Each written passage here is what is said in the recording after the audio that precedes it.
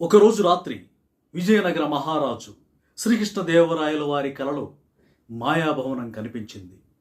బంగారం తలతల మెరుస్తున్న రాళ్లతో నిర్మించిన ఆ భవంతిలో అన్ని వసతులు ఉన్నాయి. మరుసటి రోజు తన కన్న కలను తన సభలో ఉన్న సభికులకంతా వివరించి చెప్పారు. ఆ తర్వాత వారితో ఇలా అన్నాడు శ్రీకృష్ణదేవరాయలు, అలాంటి భవనం నా కోసం నిర్మించిన వారికి 100 బంగారు నాణ్యాలు బహుమానంగా ఇస్తాను. ఈ మాటలు విన్న సభికులంతా కూడా ఒక్కసారిగా ఆశ్చర్యపోయి మౌనం వహిస్తారు. అలాంటి మేడను నిర్మించడం అసాధ్యమని తెలిసి అందరూ మౌనంగా ఉండిపోయారు. ఇదే మాట రాజుకు చెప్పేస్తే ఏం చేస్తారో అన్న భయంతో ధైర్యం చాలక సభికులంతా తెనాలి రామకృష్ణుడి సాయం కోరారు.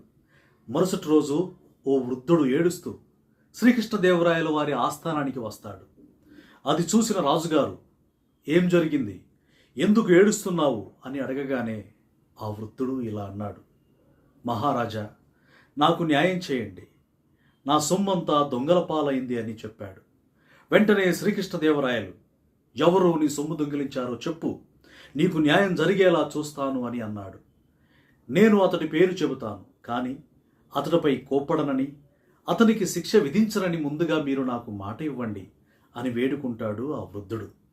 నేను మాట ఇస్తున్నాను, ఎవరు నీ సొమ్ము దొంగిలించారో చెప్పు అంటాడు శ్రీకృష్ణదేవరాయలు.